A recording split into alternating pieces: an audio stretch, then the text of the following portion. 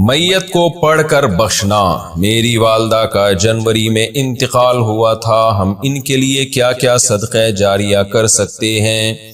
نیز کیا ان کو کچھ پڑھ کر بخش سکتے ہیں؟ یہ کہاں تک صحیح ہے اور کیا اس کا ثواب میت کو پہنچتا ہے؟ مسز عمر ریاض سے۔ قرآن کی تلاوت وغیرہ پڑھ کے میت کو ثواب پہنچانا، جس کو ایصال ثواب کہتے ہیں، اس میں یہ اختلافی مسئلہ ہے۔ احناف کے ہاں یہ جائز ہے، بعض فقہا اس کی حقیقت کے قائل نہیں ہے۔ تو انسان کو ایک فقہ کو فالو کرنا چاہیے اور دوسرے فقہا کا بھی احترام کرنا چاہیے۔ اس کے دلائل کیا ہیں احناف کے، وہ میں کئی بار مسائل میں ریکارڈ کروا چکا ہوں، مضبوط دلائل ہیں۔ لیکن اتنی بات تو بہرحال ثابت ہے کہ اتفاقی چیز کیا ہے، وہ یہ ہے کہ پیسوں کا صدقہ کیا جائے۔ اس میں تمام فقہا کا اتفاق ہے کہ اس کا ثواب میت کو، جو بھی یعنی معتد بھی فقہا ہیں، جو ان کا اتفاق ہے کہ اگر آپ پیسے صدقہ کرتے ہیں یا کوئی کنواں کھدوا دیتے ہیں یا کوئی اور صدقہ جاریہ کا انتظام کرتے ہیں تو اس کا ثواب تو بہرحال یقینی پہنچتا ہے۔ اور حدیث میں بھی یہ چیز منصوص ہے۔ نبی صلی اللہ علیہ وسلم سے ایک صحابیہ نے پوچھا میں اپنی ماں کی طرف سے صدقہ کرنا چاہتی ہوں، افاتصدق عنہا ان امی توفیت عنی، میری ماں کا انتقال ہو گیا ہے، افاتصدق عنہا، کیا میں ان کی طرف سے صدقہ کروں؟ آپ نے فرمایا ہاں۔ تو اس لیے زیادہ فوکس جس چیز کو کرنا چاہیے وہ ہے پیسے صدقہ کریں اپنی والدہ کے لیے، اور کوئی مدرسہ بنا دیں، مسجد بنا دیں، یا مسجد میں تعاون کر دیں، یا مدرسے میں تعاون کر دیں، یا یتیم خانے میں تعاون کر دیں۔ اس طرح سے کوئی بھی صدقہ جاریہ ہو، یا ویسے ہی کوئی صدقہ کسی غریب کی مدد، اور دل میں نیت کر لیں کہ اس کا ثواب میری والدہ کو پہنچے، تو یہ انشاءاللہ آپ کی والدہ کو ثواب پہنچے گا۔ میں بھی دل سے دعا کرتا ہوں اللہ تعالیٰ آپ کی والدہ کی مغفرت فرمائے اور ان کے درجات کو بلند کرے۔ قرآن بخشنے کا طریقہ کیا ہے؟ قرآن مجید بخشنے کا صحیح طریقہ کیا ہے؟ کہتے ہیں کہ پہلے الحمد شریف پڑھے گا، پھر حمد و ثنا کرے گا، پھر تینوں قل پڑھے، پھر اس کے یہ کہے کہ اس کا ثواب ہمارے نبی صلی اللہ علیہ وسلم کو اور اس کے بعد حضرت آدم سے لے کر قیامت تک آنے والے تمام انسانوں کو پہنچائے، پھر آخر میں جس کے لیے قرآن پڑھا گیا اس کا نام لے کر بخش دے۔ کیا یہ طریقہ صحیح ہے؟ آفرین انڈیا سے۔ دیکھیں، قرآن بخشنے کا کوئی مخصوص طریقہ صحابہ سے ثابت نہیں ہے، صرف اتنا ثابت ہے کہ نبی صلی اللہ علیہ وسلم نے صدقہ کرنے کا حکم دیا ایک صحابیہ کو کہ وہ اپنی ماں کے لیے صدقہ کریں۔ تو اس سے علماء نے استدلال کیا کہ صدقہ بھی ایک نیکی ہے، تو کوئی بھی نیکی کسی کے لیے بھی کی جا سکتی ہے۔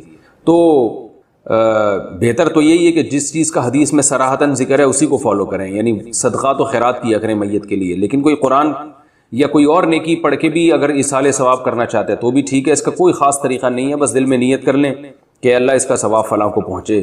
باقی یہ جو کہا جاتا ہے پہلے الحمد شریف پھر فلاں، پھر یہ، اس کا کوئی ثبوت نہیں ہے۔ کوئی بھی نیکی کسی بھی طریقے سے کی جا سکتی ہے اور دل میں یہ دعا کی جا سکتی ہے اللہ اس کا ثواب فلاں کو پہنچا دے۔ رہا یہ مسئلہ کہ اتنے ساروں کو پہنچا دے، آدم علیہ السلام سے لے کر فلاں لوگوں تک، پھر تمام پیغمبروں تک، صحابہ تک، تو یہ بھی جائز ہے کیونکہ ناجائز ہونے کی کوئی دلیل نہیں ہے۔ لیکن اس میں علماء کی دو رائے ہیں۔ بعض علماء یہ کہتے ہیں کہ ثواب تقسیم ہو کے پہنچتا ہے، تو جتنے لوگوں کو شامل کریں گے ثواب ڈیوائیڈ ہو جائے گا، اور بعض کی رائے یہ نہیں کہ نہیں تقسیم نہیں ہوتا بلکہ ہر ایک کو پورا پہنچتا ہے۔ تو ان میں سے کسی بھی مسلک پہ کوئی مضبوط قرآن و سنت سے دلیل کسی کے پاس نہیں ہے۔ کہ اللہ کی رحمت سے امید کی جا سکتی ہے کہ اللہ سب کو سارا ہی ثواب پہنچا دیں، اللہ چاہیں تو ڈیوائیڈ کر کے پہنچا دیں۔ تو اس لیے کوئی ایسا خاص طریقہ نہیں ہے، جس طرح سے چاہیں کر لیں آپ۔ میرا جو اپنا معمول ہے، میں تو یہی کرتا ہوں کہ ایک تو صدقات و خیرات کو فوکس کرتا ہوں، جو میرا جو معمول ہے کہ جو میت کے لیے جو حدیث میں جو چیز منصوص ہے، جو متفق علیہ، اور اگر قرآن پڑھ کے کرنا چاہیں تو دل میں بس اتنی نیت کہ سورہ فاتحہ پڑھی یا کوئی بھی سورت پڑھ لی، اللہ اس کا ثواب فلاں کو پہنچے، تو سب طریقے ٹھیک۔ پوچھا ہے جی، اللہ تعالیٰ قرآن میں فرماتا ہے جب فرشتوں کو آدم کو سجدہ کرنے کا حکم دیا گیا تو ابلیس یعنی شیطان بھی وہاں موجود تھا اور اس نے سجدے سے انکار کر دیا۔ ابلیس جو کہ ایک جن تھا، کیا اس کا مقام فرشتوں کے برابر تھا اور کیا وہ فرشتوں کے ساتھ اللہ تعالیٰ کی بارگاہ میں موجود ہوتا تھا؟ قرآن اس کی ڈیٹیل میں نہیں جاتا، لیکن کیا کوئی مستقل احادیث ہیں جو اس پس منظر کو ڈیٹیل میں بتاتی ہوں؟ قرآن میں جب اللہ نے یہ بتا دیا کہ تمام فرشتوں نے سجدہ کیا سوائے شیطان کے، کان من الجن، اور وہ جنات میں سے تھا، تو دلالت النص سے پتہ چلتا ہے کہ فرشتوں کے ساتھ جنات کو بھی حکم تھا۔ دلالت النص کسے کہتے ہیں؟ جس کا واضح ذکر نہ ہو لیکن اس کلام کو درست کرنے کے لیے، یعنی اس کلام سے سرسری غور سے پتہ چل رہا ہو کہ یہ بھی حکم تھا، بلکہ اس کو کہتے ہیں اقتضاء النص۔ کیا مطلب؟ جیسے قرآن میں آتا ہے کہ اگر کوئی شخص کسی کی وفات ہو جائے، وَوَرِثَهُ أَبَوَاهُ، اور اس کے وارثین میں صرف اس کے والدین ہیں، ابا اور اماں، اور کوئی بھی وارث نہیں ہے زندہ، فَلِأُمِّهِ الثُّلُث، تو اماں کو 1/3 حصہ ملے گا، ابا کا نہیں بتایا کہ کتنا ملے گا۔ اب کوئی کہے جس مفتی سے بھی پوچھو کہ اگر کوئی شخص کی وفات ہو گئی، اس کے وارثوں میں نہ بیوی ہے نہ بچے ہیں، صرف ایک ابا اور ایک اماں ہیں، تو سارے مفتی کہتے ہیں کہ 1/3 اماں کا اور 2/3 ابا کا، 33% اماں کا، 66% ابا کا۔ حالانکہ ابا کا تو قرآن میں 66% کہیں بھی نہیں لکھا ہوا۔ تو ہم کیا کہیں گے کہ قرآن کہہ رہا ہے صرف ابا اور اماں وارث ہیں، تو وارث کو ملتا ہے یا نہیں ملتا؟ ملتا ہے۔ اس سے پتہ چل گیا ابا کو ملے گا لازمی، ابا کو قرآن وارث کہہ رہا ہے، اور یہ بھی کہہ رہا ہے صرف یہ دونوں ہی وارث ہیں، اماں اور ابا۔ اس سے یہ بھی پتہ چل گیا کہ کوئی تیسرے کو نہیں ملے گا۔ پھر قرآن نے کہہ دیا اماں کو 1/3 ملے گا، تو جب 1/3 اماں کو ملے گا تو جو باقی بچے گا وہ ابا کے علاوہ کسی کو اس لیے نہیں ملے گا کہ قرآن ان کو وارث ہی نہیں مان رہا، اور سارا ابا ہی کو اکیلے کو اس لیے ملے گا کہ دوسرا وارث صرف ابا ہی ہے، تو وہ سارا کتنا رہتا ہے؟ 66%۔ تو اس کو کہتے ہیں اقتضاء النص، یعنی کلام کو درست ماننے کے لیے ہمارے پاس اب کوئی آپشن ہی نہیں ہے کہ ہم یہ فرض کریں کہ ابا کا 2/3 ہے، ورنہ قرآن کا کلام ہی کیا ہو جائے گا؟ غلط ہو جائے گا۔ مثال کے طور پر قرآن کہتا ہے اگر کوئی شخص مر جائے اماں کو 1/3 ملے گا، اور وارث صرف ابا اور اماں ہے، کوئی اور وارث بھی نہیں ہے۔ ہم اگر ابا کو 1/3 دیں، 1/3 سے زیادہ نہ دیں، تو اس کا مطلب کیا ہوا کہ پھر باقی آپ کسی اور کو دیں گے، تو یہ وورثہ ابواہ کا لفظ ہی غلط ہو جائے گا۔ قرآن کہہ رہے وارث یہ دونوں، آپ کسی اور کو وارث کیوں بنا رہے ہو؟ ابا کو اگر ہم 2/3 سے زیادہ دیں تو قرآن کی یہ بات غلط ہو جائے گی کہ اماں کا 1/3، کیونکہ ابا کو 2/3 سے زیادہ دیں گے تو اماں کا 1/3 سے کم کرنا پڑے گا۔ تو یہ سب قرآن کی آیت کو یعنی ٹھیک قرار دینے کے لیے ہمارے پاس یہی آپشن بچتا ہے کہ ابا کو 2/3 دینا پڑے گا، اور اسی وجہ سے قرآن نے الگ سے ابا کا تذکرہ ہی نہیں کیا کہ کامن سینس استعمال کر لو تم لوگ، ٹھیک ہے نا۔ قرآن جب فقہی مسائل بیان کرتا ہے تو بہت شارٹ میں بیان کرتا ہے، جب نصیحت کی باتیں کرتا ہے تو بہت لمبی بات ہوتی ہے، کیونکہ نصیحت میں ڈیٹیل ہوتی ہے، نصیحت میں شارٹ کلام نہیں چلتا۔ دیکھو جب آپ اپنے بیٹے کو نصیحت کرتے ہو تو انتہائی مختصر نہیں ہوتی، وہ بیٹا صحیح بن کے زندگی گزارنا، ٹھیک ہے چلو جاؤ شاباش، ایسے نہیں ہوتی نصیحت۔ نصیحت یہ ہوتی ہے بیٹا دیکھو فلاں کا بچہ چرس توا پکڑا گیا تھا، زندگی برباد ہو گئی، پھر یہ ہو گیا، پھر وہ ہو گیا، پھر ایسے ہو گیا، پھر ویسے ہو گیا، پھر صرف ایک چرس چھڑوانے کے لیے ہی نا 2 گھنٹے کی بات کرو گے آپ، ایک ہی چیز کو بار بار ریپیٹ کرو گے، ریپیٹ کرتے رہو گے۔ تو قرآن نے بہت زیادہ ریپیٹ کیا ہے واضح و نصیحت کی باتوں کو۔ جہاں مسائل سیشن قرآن میں شروع ہوتا ہے ٹو دا پوائنٹ، ٹھیک ہے نا، اتنی شارٹ بات ہوتی ہے کہ اس کے لیے کھوپڑی استعمال کیے بغیر وہ سمجھ میں آتی نہیں۔ تو اور عجیب، اس وراثت کے احکام تو بہت ہی شارٹ بیان کیے ہیں قرآن نے۔ اب آپ یہ دیکھو قرآن کہتا ہے کہ اگر کسی شخص کے ایک بیٹی ہو اور کوئی وارث نہ ہو، یعنی بھائی بیٹا نہ ہو، فلہ النصف، تو بیٹی کو کتنا ملے گا؟ آدھا۔ اور قرآن کہہ رہا ہے اگر کسی شخص کے 2 سے زیادہ بیٹیاں ہوں، وَإِن كُنَّ نِسَاءً فَوْقَ اثْنَتَيْنِ، 2 سے زیادہ بیٹیاں ہوں تو فَلَهُنَّ ثُلُثَ مَا تَرَكْ، تو 2/3 ملے گا بیٹیوں کو۔ 2 کا تذکرہ ہی نہیں ہے، ٹھیک ہے نا، کہ 2 ہو تو کتنا ملے گا؟ آپ لوگ کی سمجھ میں رہنے دیں۔ قرآن کہہ رہا ہے بیٹا اگر نہیں ہے نا کسی کا، صرف بیٹیاں ہی بیٹیاں ہیں، تو اگر ایک بیٹی ہے تو آدھی وراثت، 2 سے زیادہ ہیں تو 2/3، 2 ہیں کتنی ہے قرآن بیان کر رہا، تاکہ لوگ فقہا سے مسئلے پوچھیں، تاکہ پتہ چلے کہ یہ قرآن کی ڈیپ میں کچھ لوگ جائیں گے جو مسائل نکالیں گے۔ اور قرآن نے یہ بات کہاں کہی ہے؟ وَأَنزَلْنَا إِلَيْكَ الذِّكْرَ لِتُبَيِّنَ لِلنَّاسِ مَا نُزِّلَ إِلَيْهِمْ وَلَعَلَّهُمْ يَتَفَكَّرُونَ، ہم نے اس قرآن کو نازل کیا تاکہ آپ ایکسپلین کریں اور اس کے بعد یہ غور و فکر کریں اس میں۔ تو اس لیے فقہا ڈیپ میں جا کے غور کرتے ہیں، ان سے مسائل کا علم لیا جاتا ہے، وہ قرآن اور حدیث کو زیادہ سمجھتے ہیں۔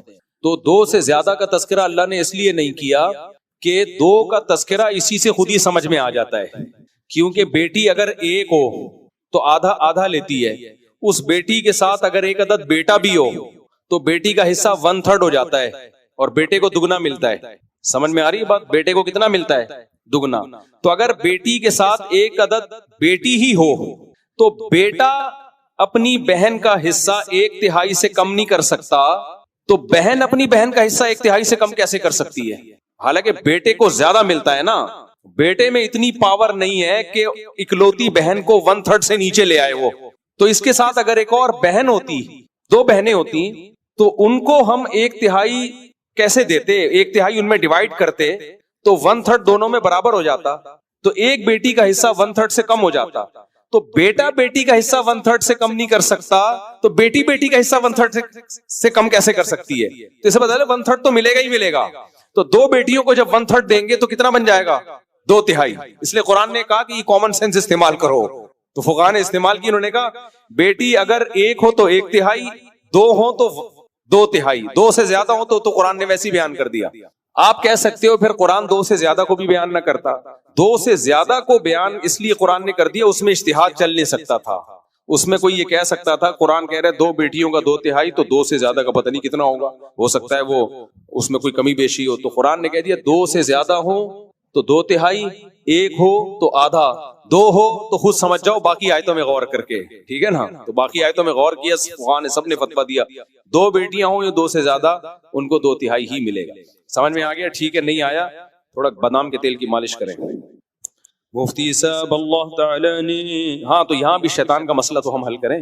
تو اللہ نے جب کہہ دیا کہ میں نے حکم دیا سجدہ کرنے کا تو تمام فرشتوں نے سجدہ کیا سوائے شیطان کے, اور وہ جن میں سے تھا. تو دلالت النص سے یا اقتضاء النص سے پتہ چلتا ہے کہ جنات کو بھی سجدہ کرنے کا حکم ہوا تھا. یہ کامن یعنی خود بخود ہی پتہ چل گیا. اب کیسے ہوا تھا؟ یا تو واضح طور پہ حکم ہوا تھا اللہ نے فرشتوں کے ساتھ جنات کو بھی, یا یہ دلالتاً حکم ہوا تھا کہ جب فرشتے جو جنات سے افضل ہیں ان کو ہو رہا ہے تو تم تو کس کھیت کی مولی ہو بھائی, تم تو خود بخود اس میں داخل ہو. اس کی مثال ایسے جیسے کوئی آفیسر آیا تو آپ نے بولا کہ احترام میں کھڑے ہو جاؤ, افسر آ رہا ہے, سب کھڑے ہو گئے, چپڑاسی کھڑا نہیں ہو رہا, سب کھڑے ہو گئے, وہ جو چپڑاسی ہے نا وہ نہیں کھڑا ہو رہا. تو اس کو بولے تو احترام میں کیوں نہیں کھڑا ہوا؟ کہہ رہے ہیں آپ نے مجھے تو کہا ہی نہیں. ہم کہیں گے بھائی جب اتنے بڑے بڑے آفیسرز کو حکم دیا جا رہا ہے وہ باس کے احترام میں کھڑے ہو جائیں, تو بےچارا ویسے ہی پوچھا لگاتا ہے, تو بیٹھا ہوا ہے ٹانگیں پھیلا کے یوں کر کے میری. یہ کامن سینس ہے. سمجھتے ہیں کہ نہیں سمجھتے؟ پھر بھی سمجھ میں نہیں آیا تو پھر شیطان سے جب ملاقات ہو پوچھ لینا بھائی تو نے سجدہ کیوں نہیں کیا. اگر وہ کہتا ہے کہ مجھے آرڈر ہی نہیں ہوا تھا تو پھر کہیں پھر اللہ نے تجھے سزا کیوں دی؟ تو کہے گا پھر یہ تو اللہ کا معاذ اللہ قصور ہے. شیطان تو کچھ بھی کہہ سکتا ہے. تو پھر آپ نے اس سے کہنا ہے کہ پھر تو نے اللہ کو یہ کیوں کہا کہ میں آگ سے بنا ہوا ہوں اور یہ مٹی سے؟ تو یہ کہتا ہے کہ تو نے مجھے آرڈر دیا ہی نہیں ہے تو میں کیوں کروں.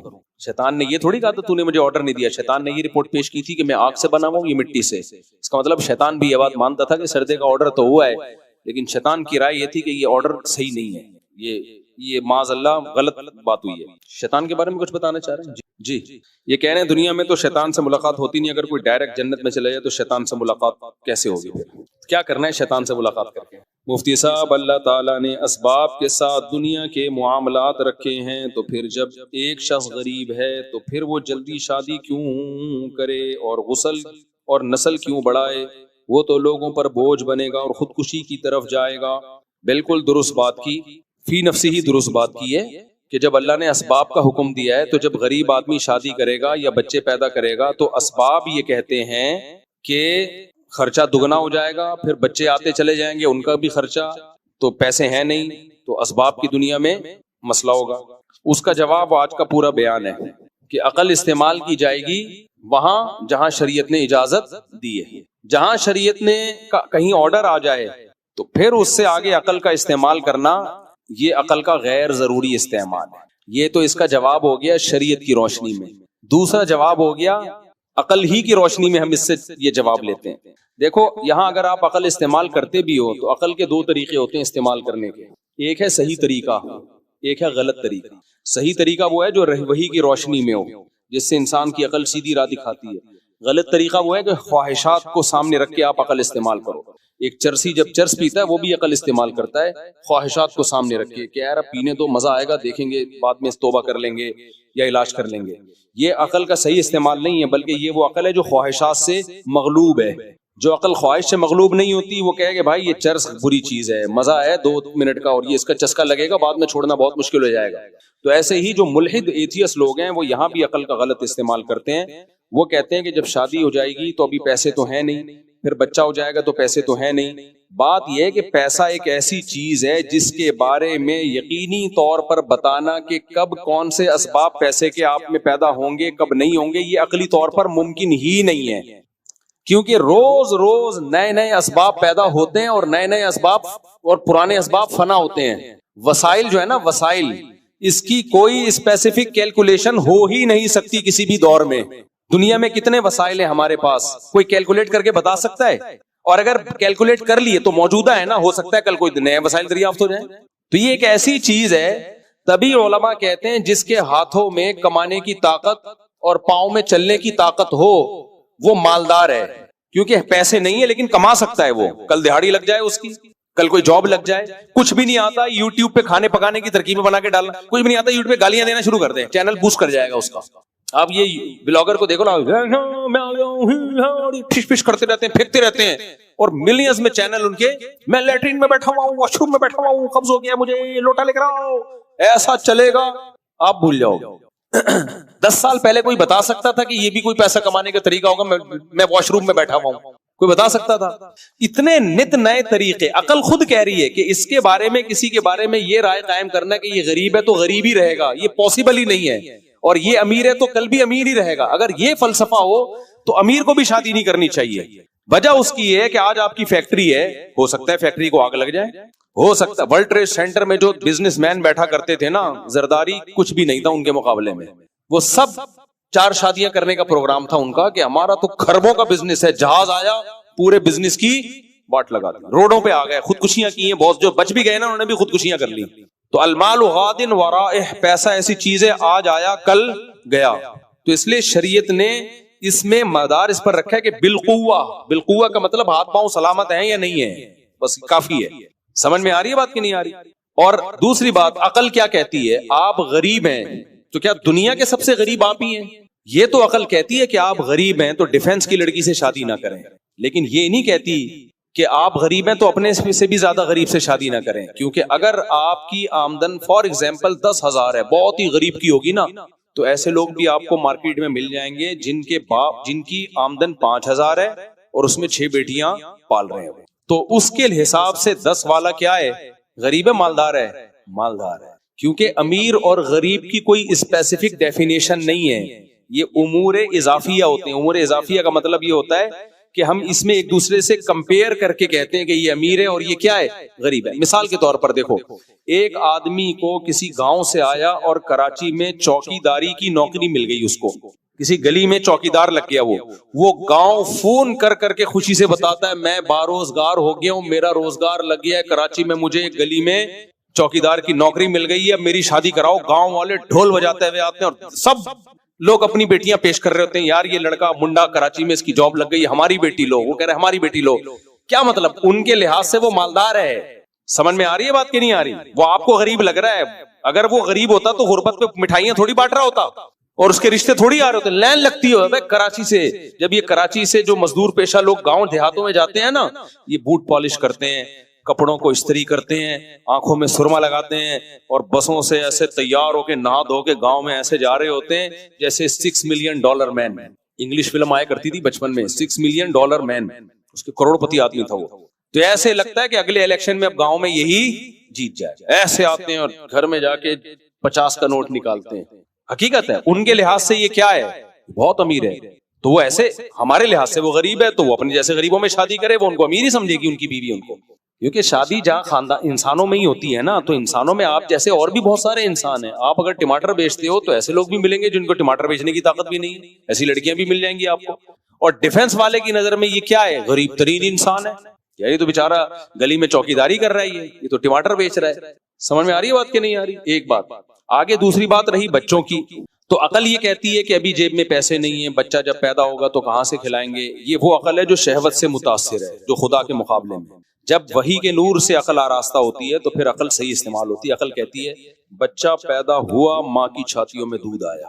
اس کا مطلب پیدا کرنے والا اس سے غافل بولو نہیں. اس کا انتظام کس نے کیا ہوا ہے؟ اللہ نے. اب پھر وہی شہوت پرستوں کی عقل، وہ کہیں گے یار بچے کے لیے صرف دودھ ہی تو نہیں چاہیے نا، بچے کو صرف دودھ چھوڑی چاہیے، بچے کو تو اسکول کا فیسیں اور آگے علاج اور فلانا اور ڈمکانا. یہ وہ عقل ہے جو شہوت پرستی سے اور کنجوسی سے مغلوب ہے. اصل میں پیسہ بچانا مقصد ہے کہ میں ہی کھا جاؤں سارا. لیکن یہاں بھی جس کی عقل صحیح استعمال ہوگی وہ کہے گی بھائی، وہ عقل کہے گی ایک سائن ہے، علامت ہے. پیدا کرنے والا کہہ رہا ہے ابھی اس کے لیے ضرورت دودھ کی ہے تو میں نے اپنی طاقت سے دودھ پیدا کر دیا. جو سب سے مشکل کام تھا وہ میں نے کر دیا، تو جو آسان ہے وہ نہیں کر سکتا میں. سب سے مشکل کام جو کسی کا باپ نہیں کر سکتا وہ دودھ پیدا کرنا ہے. بچوں کی اسکول کی فیسوں کا زکاتوں سے بھی انتظام ہو سکتا ہے. فری پھوکٹ کے اسکول بھی کھل جاتے ہیں، فری میں ٹیوٹر بھی مل جاتے ہیں. اور پہلی بات، بہت سے بچوں کے لیے تعلیم ضروری بھی نہیں ہوتا. یہ بھی نالج ہے، حالانکہ یہ نہ 8ویں پاس ہے نہ 9ویں پاس ہے. 10ویں میرے سامنے گولڈ اور پیتل لا کے رکھو، میں نہیں فرق کر سکتا، اب تک نہیں کر سکتا. آپ مذاق سمجھ رہے ہو؟ میرے سامنے اگر آپ سونا اور پیتل رکھ دو نا، میں نہیں فرق کر سکتا اس میں سونا کون سا ہے اور پیتل. خواتین کر لیتی، ہم نہیں، میں نہیں کر سکتا. میرے جیسے بہت سے مرد نہیں کر سکتے ہوں گے. مجھے نہیں پتا چلتا یہ گولڈ ہے یا کیا ہے، ہم نے کبھی استعمال ہی نہیں کیا بھائی. اگر کبھی خریدا بھی گھر والوں کے لیے تو گھر والوں کو ہی دکھایا، تم دیکھ لو بھائی کیا ہے، ہمیں تو نہیں پتا بھائی کیا ہے. رسید کو دیکھ لیا، رسید پہ گولڈ لکھا ہوا ہے، بندہ قابل اعتماد ہے، ٹھیک ہے بھائی. لیکن ایک کچرا چننے والے کو گولڈ، پیتل، سلور، کاپر، یہ سب چیزوں میں فرق پتا ہوتا ہے. یہ بھی پتا ہوتا ہے یہ کاپر 1 نمبر خالص ہے، اس میں ملاوٹ ہے. ہو سکتا ہے کسی سائنٹسٹ کو نہ پتا چل رہا ہو. یہ جو پہلے زمانے کے حکیم بڑے ایکسپرٹ ہوا کرتے تھے، میڈیکل سائنس تھوڑی پڑی ہوتی، تجربے کر کر کے، نبضیں چیک کر کے علامتیں دیکھ کے اتنے ایکسپرٹ ہو جاتے تھے، سمجھ جاتے تھے اس کی شوگر بڑھی ہوئی ہے، یہ شوگر کم ہوئی بھی ہے. حالانکہ کوئی لیب نہیں تھی. پہلے زمانے میں بھی شوگر ہوتی تھی، حکیم کیسے علاج کرتے تھے؟ وہ اندازہ ہو رہا ہے اس کو یوں ہو رہا ہے، اس کو اندازہ ہو گیا اس کی شوگر بڑھی ہوئی ہے، اس کو کہا کہ اٹھک بیٹھک کر لے بھائی، لگاؤ، ورزش کروائی اس کو، اس کا شوگر لیول کیا کر دیا، ڈاؤن. اصطلاحات نہیں تھی لیکن علاج تھے، علاج پہلے بھی ہوتے تھے. یہ روٹ کینال جو ہے نا، روٹ کینال فرعونیوں کا ہوا ہے، اس زمانے میں بھی روٹ کینال ہوتا تھا، حالانکہ روٹ کینال کا لفظ بھی نہیں تھا اس زمانے میں. تو علم کا مطلب صرف اسکول کالج نہیں ہوتا. میں اپنے دوستوں کو جانتا ہوں جنہیں جو پڑھتے ہی نہیں تھے، کمپیوٹر پہ بیٹھے ٹھش پش کرتے کرتے ویب سائٹ ڈیزائنر بن گئے، لوگوں کو بڑی بڑی کمپنیوں کو ویب سائٹ بنا کے دے رہے ہیں اور کروڑوں پتی بن گئے. وہ بھی تو علم ہے. کوئی کمپیوٹر سائنس میں انہوں نے پڑھا بھی نہیں ہے، ڈپلوما بھی نہیں کیا. تو آپ کے بچے کے لیے تعلیم ضروری ہے. کتنی ضروری ہے یہ خدا کو پتا ہے. اللہ آپ کے بچے کو اسکول کے پیسے یا تو دے دے گا یا نہیں دے گا، اور بول دے گا نہیں دیے تو اس کا مطلب اس کے لیے نہیں دینا زیادہ ضروری تھا، دے دیتا تو یہ بیکار بن جاتا ہے انسان. تو اب اللہ نے ایک سائن کے طور پہ بتا دیا کہ میں نے دودھ پیدا کر دیا، جو سب سے مشکل کام تھا، جو کسی کا باپ بھی پیدا نہیں کر سکتا تھا اور اب تک پیدا نہیں کر سکتا. تبھی ڈاکٹر کہتے ہیں ماں کے دودھ کا آلٹرنیٹ کوئی ہے ہی نہیں. تو یہ سائن ہے، علامت ہے کہ جو دودھ پیدا کر سکتا ہے، جو کوئی نہیں پیدا کر سکتا، تو وہ باقی چیزیں کیوں پیدا نہیں کر سکتا. یہ تو ایک علامت ہے کہ وہ غافل نہیں ہے. تو اس لیے جو فیملی پلاننگ والے کہتے ہیں نا جتنی آمدن ہے اس حساب سے بچے پیدا کرو، اسلام میں اس کی حرام ہے یہ سوچ کے نسل روکنا. اسلام کہتا ہے رزق کا وعدہ کس نے کیا ہے؟ رزق اللہ کی ذمہ داری ہے. تو یہ بچے اللہ کی مخلوق پہلے ہیں، تمہاری اولاد بعد میں. ہاں بکریاں اتنی رکھو جتنا چارہ کھلا سکتے ہو، کیونکہ جانور پہ اللہ نے تمہیں کنٹرول دیا ہے. اگر مرغیوں کا دانہ تمہارے پاس نہیں ہے تو بھوکا مت مارو، کیونکہ جانور ہمارے لیے مسخر ہیں. ہم ان کی نسل بڑھا بھی سکتے ہیں اور اپنے حساب سے گھٹا بھی سکتے ہیں، اجازت دی ہے. انسان پہ ہمارا کنٹرول نہیں ہے. اللہ نے ہمیں نہیں دیا کہ اتنے بچے پیدا. انسان تو مقصود کائنات ہے، اس کی گروتھ کتنی ہوگی، کتنی کم ہوگی، کتنی زیادہ ہوگی، یہ قدرت کے اپنے ہاتھ میں ہے. اس میں انسانوں کو ٹانگ اڑانے کی اجازت نہیں. انڈیویجولی کسی کوئی بیوی بیمار ہو گئی، کوئی مسئلہ ہو گیا، وہ ایک الگ بات ہے. عمومی سطح پہ یہ تحریک بالکل حرام ہے کہ نسل بڑھاؤ یا نسل گھٹاؤ. نہ بڑھاؤ نہ گھٹاؤ، یہ کس کے ہاتھ میں ہے؟ اللہ کے ہاتھ میں. آپ کی آمدن ہے نہیں ہے، نسل روکنے کی آپ کو اجازت نہیں ہے، بلکہ یہ تو آپ کی انویسٹمنٹ ہے. ہو سکتا ہے غریب کو اللہ بچہ دے اس لیے رہا ہو کہ تیری غربت ختم ہو، کیونکہ یہ بچہ 15-20 سال میں بڑا ہو کے کما کے کھلائے گا. میں نے بہت سے غریب دیکھے ہیں، غریب تھے، بچے دبا کے پیدا ہوئے، کروڑپتی بن گئے. وہ کروڑپتی بن گئے. اور بہت سے امیر دیکھے ہیں، بچے ہی نہیں تھے، کاروبار دوسروں کے حوالے کیا، دکان بیچ کے کھا گئے. اپنے بچے تو اپنے ابا کا کاروبار اپنا سمجھ کے چلاتے ہیں نا. اچھا میرے بھائی، اللہ تعالیٰ قرآن میں فرماتا ہے جب فرشتوں کا قانون صحیح ہو گیا میرے بھائی، مفتی صاحب ناراض نہیں ہوئیے گا، مجھے لگتا ہے کہ آپ بھی عام نوجوانوں کی طرح ہی ہیں، زیادہ بزرگوں اور متقی معلوم ہوتے. آپ ہمیں جیسا علماء صلحاء ہوتے ہیں، یعنی آپ بھی نارمل لگتے ہیں، ہمیں کوئی بزرگ ٹائپ کی چیز نہیں لگتے. تو ہے، میں نے کب کہا ہے میں بزرگ ہوں بھائی؟ میں تو سادہ سا شادیوں والا انسان. میں تو خود لوگوں کو دوسروں سے بیعت کا مشورہ اس وجہ سے دے رہا ہوتا ہوں بھائی، فیروز میمن صاحب سے بیعت ہو جاؤ، جا کے بیعت ہو جاؤ. یہاں پر مولانا محمد احمد صاحب ہیں، ان سے بیعت ہو جاؤ. اور جامع الرشید میں مفتی عبدالرحیم صاحب ہیں، مولانا قاسم صاحب ہیں، ان سے بیعت ہو جاؤ. دارالعلوم کرنگی میں حضرت مفتی عبدالرؤوف صاحب ہیں اور دوسرے ان سے بیعت ہو جاؤ. KPK میں حضرت پیر مختار الدین شاہ صاحب ہیں، بڑا زبردست سلسلہ، ان سے بیعت ہو جاؤ. ہم تو خود آپ کو مشورہ دے رہے ہیں اس سلسلے میں. جی ہاں، سوال کرنے کا مقصد ہے کہ آپ بزرگ بنو. ان کا مقصد یہ ہے، جنہوں نے بھی سوال کیا نا کہ آپ کیوں ایسے ہو، آپ بنو، آپ نیک بنو. تو کوشش کرتا ہوں انشاءاللہ کل سے. نصیحت تو سننی چاہیے نا. اچھا میرے بھائی، ایک صاحب اعتراض کر رہے تھے، آج کے دور میں موبائل میں ذخیرے حدیث و درجنوں تفاسیر مل جاتی ہیں، بہت علم موجود ہے، جبکہ پہلے تو ایک حدیث سے حاصل ہوں گے، اتنا دور سفر کرنا ہوتا تھا، وسائل نہیں تھے. تو پھر تم نے یہ کیوں فرض کر لیا کہ ہمارا علم ائمہ اربع اور اسلاف سے زیادہ نہیں ہو سکتا تو بہت یہ فرض نہیں، حقیقت ہے ہمارا علم ان سے زیادہ نہیں ہو سکتا. یہ کہتے ہیں آج کل تو گوگل پہ ساری حدیثیں مل جاتی ہیں، ائمہ کرام کو تو دور دور سفر کرنا پڑتا تھا. تو ائمہ کرام نے دور دور سفر کیا ہے اور سفر کر کے حدیثیں لی ہیں، سینوں میں محفوظ کی ہیں. آج ہم گوگل سے سرچ کر کے لیتے ہیں. ان کے علم میں اور ہمارے علم میں فرق یہ کہ ان کا علم مشاہدے پر مبنی تھا. انہیں جب کوئی حدیث پہنچتی تھی اپنی سند کے ساتھ پہنچتی تھی، اور ایک ایک دو دو سلسلوں کے ساتھ. جیسے امام حنیفہ کو کوئی حدیث پہنچے گی تو امام حنیفہ کیا حدیث میں بیان کریں گے کہ مجھے بیان کیا، جیسے ان کی جو مضبوط ترین سند ہے، مجھ سے بیان کیا حماد الکوفی نے، بہت بڑے کوفہ کے فقیہ ہیں. وہ کہیں گے مجھ سے بیان کیا ابراہیم نخعی نے، بہت بڑے تابعی ہیں، وہ بہت بڑے فقیہ ہیں جنہوں نے تابعین کو نمازیں پڑھتے ہوئے دیکھا. وہ کہیں گے مجھ سے علقمہ نے بیان کیا، وہ عبداللہ بن مسعود کے ساتھ پوری زندگی ان کی چپک کے گزری ہے. ٹھیک ہے نا، ساری زندگی اٹھنا بیٹھنا عبداللہ بن مسعود کے ساتھ رہا، اور عبداللہ بن مسعود سے وہ بیان کرتے ہیں، اور عبداللہ بن مسعود نبی کے ساتھ ساری زندگی چپک کے رہے ہیں. صحابہ کہتے ہیں ہم آپ کو گھر کا فرض سمجھتے تھے. تو یہ علم گوگل اس کے لیول کا ہو ہی نہیں سکتا. تو یہ بکواس ہے کہ ان چاروں امام اور ان مجتہدین سے زیادہ ہمارا علم ہے، چونکہ ہم نے مکتبہ شاملہ اور مکتبہ تراث اور گوگل ہمارے پاس ہے. آپ کا سارا کتابوں کا بوجھ بھی آپ رکھ لو تو آپ کی مثال ایسے ہی ہے کمثل الحمار یحمل اسفارا. وہ تفقہ، وہ بصیرت، وہ تقوی اور مشاہدہ کا علم. جیسے کوئی حدیث صحابی بیان کر رہا ہے تو وہ ان کو دیکھ بھی رہے ہیں، نماز پڑھتے ہوئے دیکھ رہے ہیں، زکاتیں دیتے ہوئے دیکھ رہے ہیں. تو وہ علم کا، ہاں یہ ہر انسان سے ہو سکتا ہے کہ کوئی حدیث کسی تک نہ پہنچی ہو. یہ تو آج بھی ہو سکتا ہے. کتنی دفعہ آپ تحقیق کر رہے ہوتے، گوگل، مکتبہ شاملہ سب میں تلاش کر لیا، بعد میں پتا چلا یار یہ تو حدیث موجود ہے، ہماری نظر سے نہیں گزری. تو یہ ان کے ساتھ بھی ہو سکتا تھا. لیکن ان کے ساتھ اگر ہوا ہے ایسا تو ان کے شاگردوں نے کریکشن کر لی کہ یار ہمارے استاذ کو یہ حدیث نہیں پہنچی تھی، تو انہوں نے کریکشن کر لی اور وہ فقہ کا حصہ بن گئی. اور آج کریکشن بھی نہیں کرتے. اور سب سے بڑی بات یہ جو تفقہ اور بصیرت ان لوگوں میں تھی وہ تھوڑی آج ہو سکتی ہے. یہ خوب سمجھ لو، فقہ پہلے مدون ہوا ہے، حدیث بعد میں مدون ہوئی ہے. قرآن و سنت سے مسائل نکال کے کتابیں پہلے لکھی گئی ہیں اور حدیث کی کتابیں بعد میں لکھی گئی ہیں. تو اب اگر ہم ان لکھی ہوئی کتابوں ہی کے محتاج ہوتے تو اس کا مطلب اسلامی قانونی غلط مرتب ہو گیا تھا پہلے. تو یہ تو بات ہی الٹی ہو جائے گی کہ مطلب دو تین سو سال تک تو مسلمان گھاس کھاتے رہے تھے، اس کے بعد حدیث مرتب ہوئی اور سیدھے اسلام پہ آئے. ایسا تھوڑی ہے بھائی، حدیث مرتب بعد میں ہوئی ہے. یہ تھوڑی کہ حدیث پہلے تھی نہیں، پہلے سندوں کے ساتھ سینہ بسینہ حدیث چلتی تھی. اسی کوئی روشنی میں انہوں نے مسائل نکال کے اخذ کر کے مرتب کر دیے، کیونکہ فقہ کو مرتب کرنے کی ضرورت پہلے زیادہ تھی. زیادہ اس لیے تھی کہ اسلامی لا تو فوراً چاہیے نا، اس کو پہلے مرتب کر لیا گیا. حدیثیں بعد میں پھر ریٹن فارم میں لائی گئی، لیکن حدیثیں تھیں پہلے.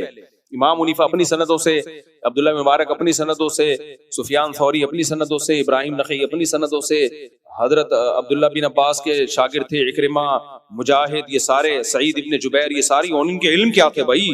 سعید ابن جبیر عبداللہ بن عباس کو نمازیں پڑھتے ہوئے دیکھ رہے ہیں، فتوے دیتے ہوئے دیکھ رہے ہیں، طاؤس دیکھ رہے ہیں. یہ تو ان کے لیول کا ٹکر کا تو کوئی ہو ہی نہیں سکتا بھائی. مجھے ایک بات بتاؤ، آج ہمارے پاس کوئی شخص آ جائے جس نے 23 سال نبی کی زندگی میں کے ساتھ گزارے ہوں، نبی کے ساتھ جس نے 23 سال گزارے ہوں، 20 سال نبی کے پیچھے نمازیں پڑھی ہوں، جہاد کیا ہو، اور وہ ہمیں بتائے نبی نے ایسے نماز پڑھی ہے. آپ ساری بخاری مسلم کو ایک طرف رکھ دو گے، آپ بولے گا بھائی سب کیا کر دو سائڈ پہ، یہ تو دیکھ کے آ رہا ہے، یہ کیا کر رہا ہے دیکھ کے آ رہا ہے. اب کوئی ایسا بندہ آنا ممکن نہیں ہے اس لیے. لیکن یہ چاروں ائمہ انہوں نے جن سے علم حاصل کیا وہ سارے ایسے ہی بندے تھے، وہ سارے ایسے بندے تھے جنہوں نے صحابہ کو دیکھا، تابعین کو دیکھا. تو اس لیے ان کے ٹکر کا علم اب ہو نہیں سکتا، امپاسبل، یہ ممکن ہی نہیں ہے. تبھی آپ ان لوگوں کو دیکھ رہے ہیں جن کو ساری حدیثیں پتہ ہوتی ہیں، یہ پھینکتے کتنی لمبی لمبی ہیں. وطر کا طریقہ آج تک ہم غلط پڑھتے رہے. اس نے پوری تحقیق کے بعد ہی مسئلہ بیان کیا تھا. آج تک ہم وطر گھاس کھاتے رہے ہیں. اتنا کنفیوژن پیدا کی دنیا میں، جہاں بھی جاؤ لوگ پریشان تھے یار کہ مفتی صاحب اتنی بڑی کنفیوژن اس بندے نے. ہم نے کہا 20 سال سے ہم غلط نماز پڑھ رہے ہیں. تو وہ آپ نے دیکھ لیا، وہ وہی تھے، مکتبہ شاملہ والے ہی ہوتے ہیں یہ، وہ لوگ مکتبہ تراث والے، گوگل مفتی ہوتے ہیں یہ. تو اس کا اب تک کوئی جواب آیا نہیں ہے. اس کے جواب میں کچھ لوگوں نے ریکارڈ کروایا، حدیث میں آتا ہے 5 رکعتیں وتر پڑھتے تھے اور آخر میں بیٹھتے تھے. مفتی صاحب نے اس حدیث کا تو جواب دیا ہی نہیں ہے. تو اس حدیث کا جواب اس لیے کہ یہ اس کی دلیل میں ہے ہی نہیں، اس لیے میں نے جواب نہیں دیا. وہ تو جو آپ کے دعوے کی دلیلیں تھیں ان کا جواب دیا. اس حدیث کا مطلب کہ 5 رکعت وتر میں آخر میں بیٹھتے تھے کا مطلب یہ ہے کہ 3 رکعت وتر اور 2 نفل، پورے کو وتر کہا گیا ہے. کیونکہ امام ترمذی نے کہا پوری صلاۃ اللیل کو بھی کیا کہا جاتا تھا؟ وتر.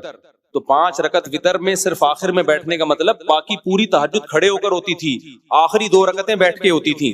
اور یہ حدیث سے ثابت ہے نبی وتر کے بعد 2 نفل بیٹھ کے پڑھتے تھے. تو اس کا یہ مطلب کہ 2 رکعتوں کے بعد بیٹھتے ہی نہیں تھے, یہ آپ کی بنائی ہوئی تفسیر ہے, حدیث میں نہیں ہے. ہاں ایک حدیث میں یہ آتا ہے کہ 5 رکعت وتر پڑھتے تھے اور 2 رکعتوں کے بعد نہ بیٹھتے تھے نہ سلام پھیرتے تھے. وہ ابن جریج سے مروی ہے جو مدلس ہے اور عن کے ساتھ ہے, تو وہ انتہائی شدید ضعیف حدیث ہے وہ. اور ایک نے تو اتنی لمبی پھینکی, میرے نیچے نا اس کلپ پہ کچھ افلاطونوں کے کمنٹس آئے ہوئے ہیں, کہہ رہے مفتی صاحب نے بڑی خیانت کی ہے, یہ حدیث تو چرا لی مفتی صاحب نے. حضرت عطا کہتے ہیں کہ نبی صلی اللہ علیہ وسلم 3 رکعت وتر پڑھتے تھے اور 2 رکعتوں کے بعد بیٹھتے بھی نہیں تھے اور آخری رکعت میں سلام پھیرتے تھے اور بیٹھتے بھی نہیں تھے نہ سلام پھیرتے تھے. مفتی صاحب نے بہت بڑی چوری کر لی, یہ حدیث چھپا لی. تو حدیث کے جو عربی الفاظ ہیں وہ بھی لکھے ہوئے ہیں, نیچے ترجمہ بھی. عربی الفاظ میں یہ کہ عطا خود ایسا کرتے تھے, اور ترجمہ کیا لکھا ہوا ہے, عطا کہتے ہیں نبی ایسا کرتے تھے. میں نے کہا یہ تو ان بغیرتوں کا حال ہے یار, تمہیں اتنا نہیں پتا چل رہا کہ عطا اپنا عمل بیان کر رہے ہیں یا نبی کا عمل بیان کر. ترجمے میں تم نبی کی طرف نسبت کر رہے ہو اور بنے ہوئے مجتہد, کہتے ہیں ہم تقلید نہیں کرتے, ہم تقلید, ہم قرآن حدیث. تو یہ منجن کسی اور کے سامنے جا کے بیچا کرو قرآن حدیث. ترجمے ان کمبختوں نے غلط کیے ہوئے ہوتے ہیں, اور کئی جگہ یہ حدیث کوٹ کی ہے کہ حضرت عطا کہتے ہیں نبی یہ کیا کرتے تھے. کہاں کہتے ہیں حضرت عطا, کہاں لکھا ہوا ہے, میں دکھاؤ. کہتے ہیں یہ لکھا ہوا ہے نا کمبخت, یہ اردو میں لکھا ہوا ہے.